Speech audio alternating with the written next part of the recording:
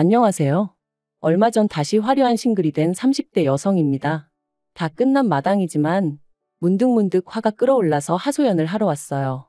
요즘에 아무리 물가가 올랐고 사람들이 돈 귀한 줄 모른다지만 막말로 제가 맨몸으로 시집 온 것도 아닌데 그런 말까지 들을 줄은 몰랐네요. 게다가 어머님은 그 팔리지도 않는 하다못해 새도 안 들어오는 집 한 채 가지고 어찌나 유세를 떠시던지. 막말로 집이 팔려야 돈이지 그거 깔고 앉아 있으면 쌀이 나오나요, 떡이 나오나요. 그리고 남편도 그 정도로 셈이 어두운 사람인 줄은 몰랐는데 여러 가지로 실망스럽더라니까요. 남편하고는 대학교를 다닐 때부터 알고 지냈지만 본격적으로 연애를 시작한 건 남편 나이 33, 제 나이 31일 때였어요. 언젠가 남편이 우연히 제 연락처를 알게 되었다며 잘 지냈냐, 그동안 어떻게 지냈냐 하며 연락을 해온 게 계기가 되어 이후로 이따금씩 만나 밥도 먹고 차도 마시고 그렇게 지내다 서로 정이라도 든 것인지 누가 먼저 사귀자는 말은 없었음에도 불구하고 그 이듬해 연인 사이가 되어 있었죠. 그리고 이후로 진지한 만남을 이어갔는데 그러는 사이 어느 다른 연인들과 달리 저희는 작은 말다툼조차 한번 해본 적이 없습니다. 그래서 당장에 결혼해야겠다는 생각은 없었지만 그래도 결혼을 하게 된다면 꼭 이 사람이랑 해야겠다 싶었을 정도였네요. 아무튼 그러다 남편 쪽 집안어른들께서 결혼 생각이 있으면 하루라도 빨리 식을 올려라. 할머님이 돌아가시기 전에 손자 장가가는 모습을 보신다면 얼마나 좋아하시겠냐 뭐 그런 말씀을 하셨고 저희도 딱히 결혼을 당장 하지 말아야 할 이유 같은 건 없었기에 자의반타의반으로 부부의 연을 맺기로 하였죠. 결혼 당시 남편은 모아둔 돈이 많이 없었어요. 졸업 이후로 행정고시니 뭐니 이런저런 시험 준비로 6년이란 세월을 흘려보냈고 이후로 중견기업에 들어가긴 했지만 남들보다 조금 늦은 시작이었기에 돈을 모을 새가 없었다대요. 그나마 한 2천 정도 모였을 땐 출퇴근의 고충을 이유로 자동차를 샀고요. 그러니 엄밀히 따져보면 모아둔 돈은커녕 오히려 학자금 대출에 차할부까지 빚만 지고 있는 상황이었습니다. 반면에 저는 아주 이름난 대기업은 아니었어도 교수님 추천으로 내실 튼튼한 중소기업에 입사했고 이후로 10년 가까운 직장생활 동안 1억 3천 정도의 현금을 모아둔 상황이었어요. 제 명의로 된 차도 한 대 있었고요. 그래서 결혼 이야기가 나왔을 당시 남편은 시부모님께 손을 벌려야만 했지만 저는 그럴 필요가 없었죠. 그런데 이런 상황이 저는 지금도 이해가 잘 되지 않습니다만 남편이나 어머님에게는 불편했던 모양이에요.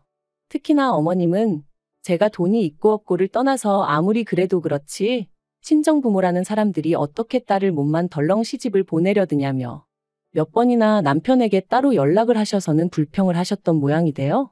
그리고 의도치 않게 그 사실을 알게 된 저로서는 전후 사정을 떠나 그런 어머님이 불편하게만 느껴졌죠.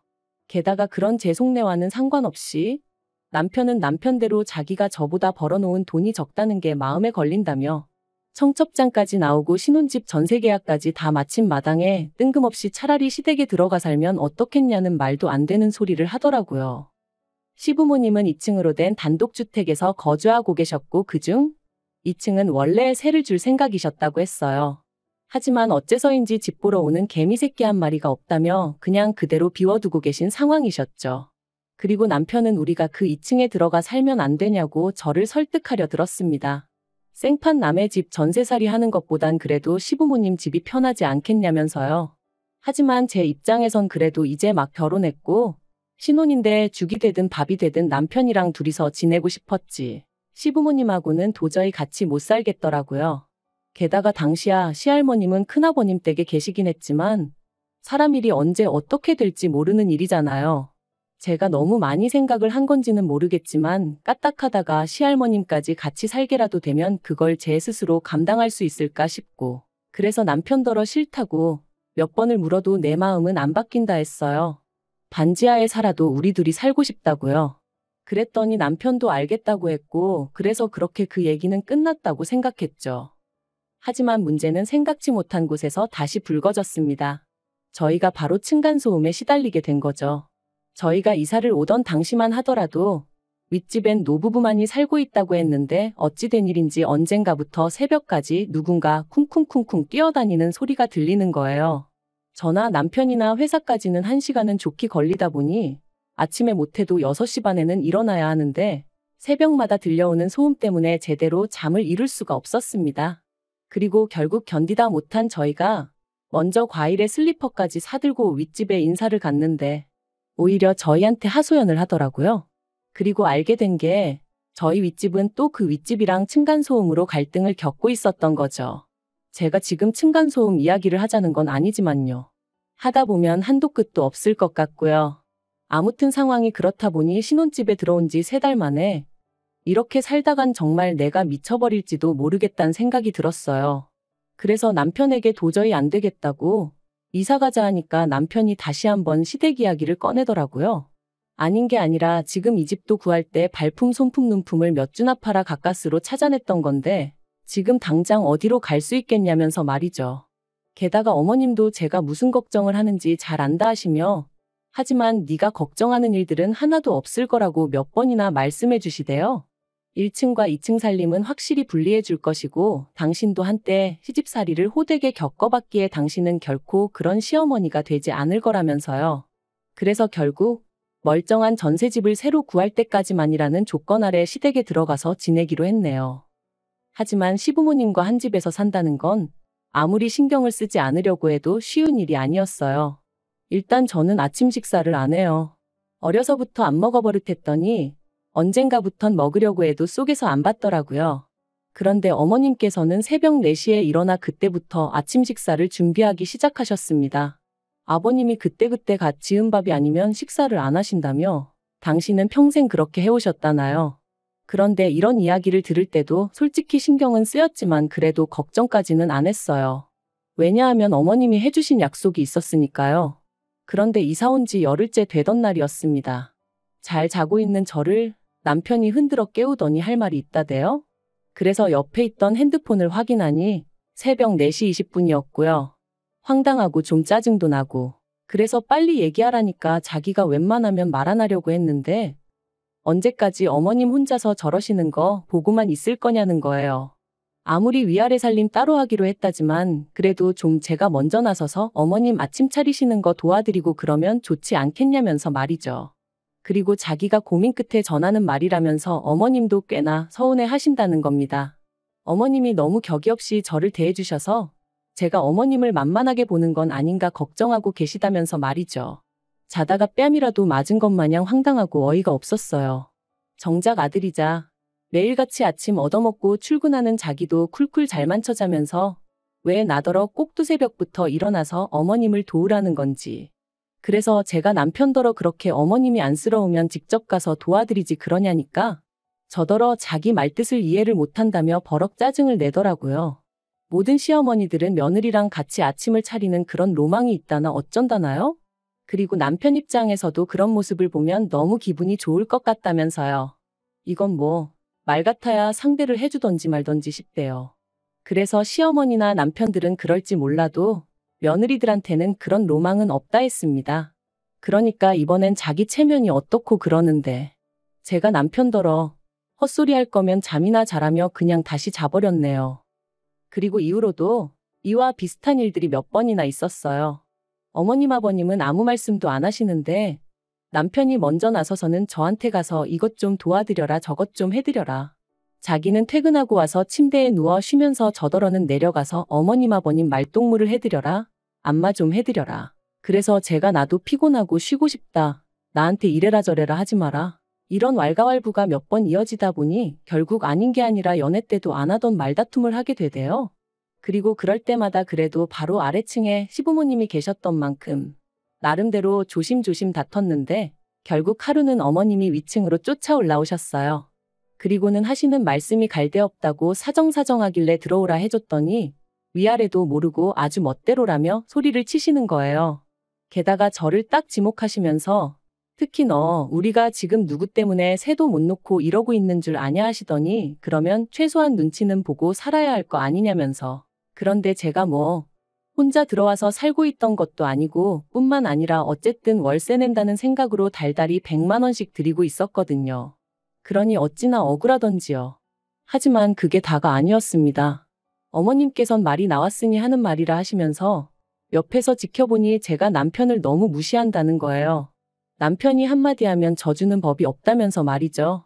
그러면서 네가 무슨 자격으로 내 아들을 무시하니 그러는데 황당하고 기가 차서 말도 안 나오더라고요.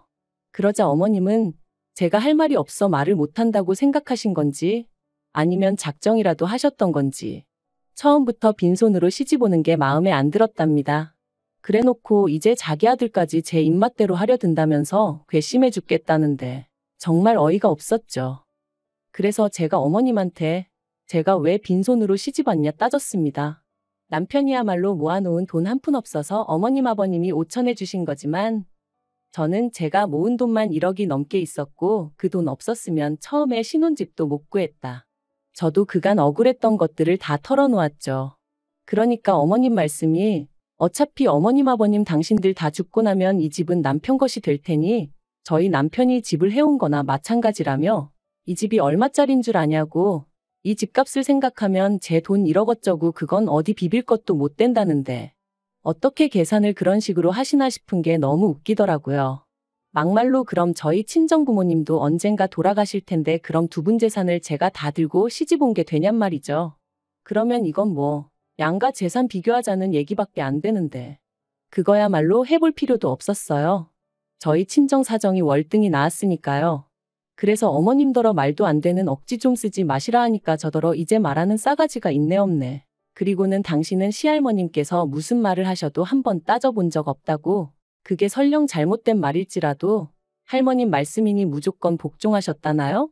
그런데 저는 당신하고는 아주 근본이 다르다며 더는 가만히 두고 보실 수가 없으시답니다. 그리고는 저더러 각오해라. 이 집에 들어와서 살게 된 걸 아주 뼛속까지 후회하게 해줄 거다 그러시는데 어떤 정신 나간 며느리가 어머님한테 그런 소리까지 듣고도 이 집에 있겠다고 하겠어요? 그래서 제가 어머님이 그렇게까지 말씀하시는데 무서워서 여기 있겠냐? 나가겠다 했습니다. 막말로 제가 친정이 없는 것도 아니고 돈이 없는 것도 아닌데 제가 나가야지 더는 못 있겠다 그랬죠.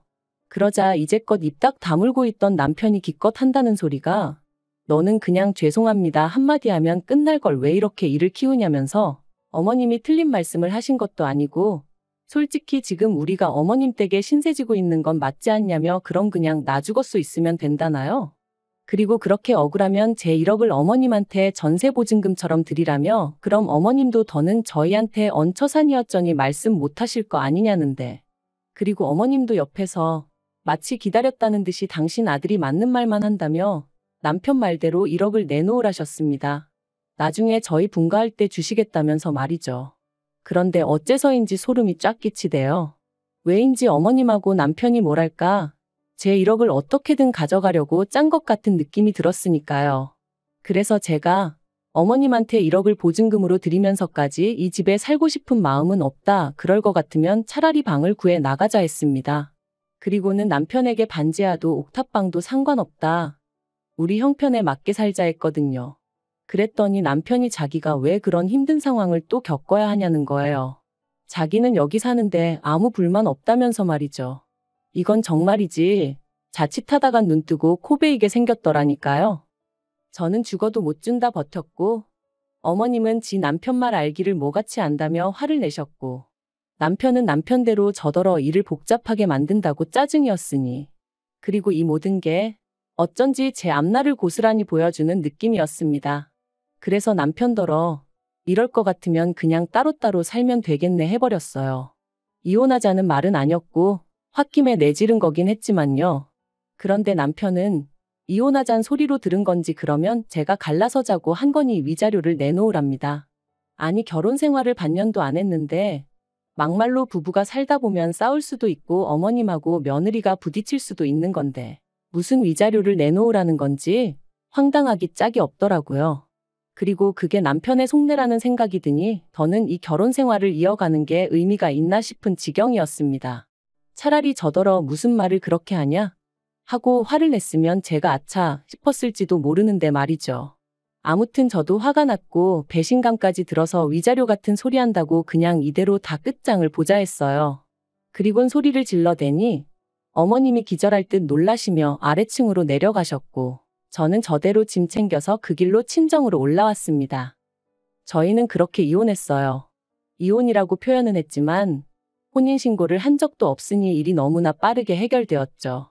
사실 제가 제 짐을 싸서 올라가고 일주일이 지나도록 시댁으로 돌아오지 않으니 그제서야 남편도 시부모님도 뭔가 잘못됐다 생각했던 모양이었습니다. 남편이 아버님하고 같이 저희 친정에 찾아왔으니까요.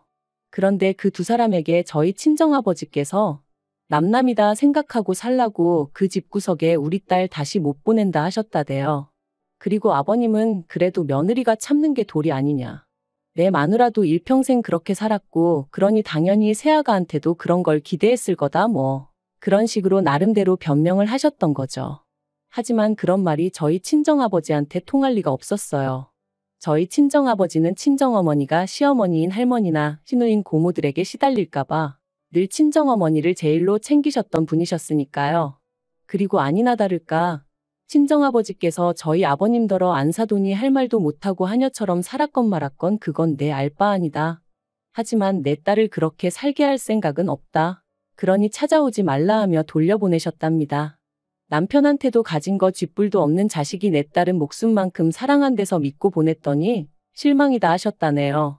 마음 같아선 더한 소리도 하고 싶었지만 그래도 꾹 눌러 참으셨다면서 말이죠. 정말이지 누구 말대로 애라도 생겼으면 일이 훨씬 복잡해질 뻔했다 싶고 지금은 어떤 의미로는 그 층간소음 유발자에게 감사한 마음까지 들어요. 덕분에 그나마 일찍 남편도 그렇고 어머님의 본색을 알아차릴 수 있었으니까요. 아무튼 친정아버지는 물론이고 친정어머니까지 나서서 저더러 기죽지 마라 아니다 싶을 때 딱 돌아설 줄 아는 것도 용기고 대단한 거라며 저를 응원해 주신 덕분에 저는 지금 다시 예전처럼 제 인생을 즐기며 사랑하고 있습니다. 앞으로도 더 행복하게 잘 살게요.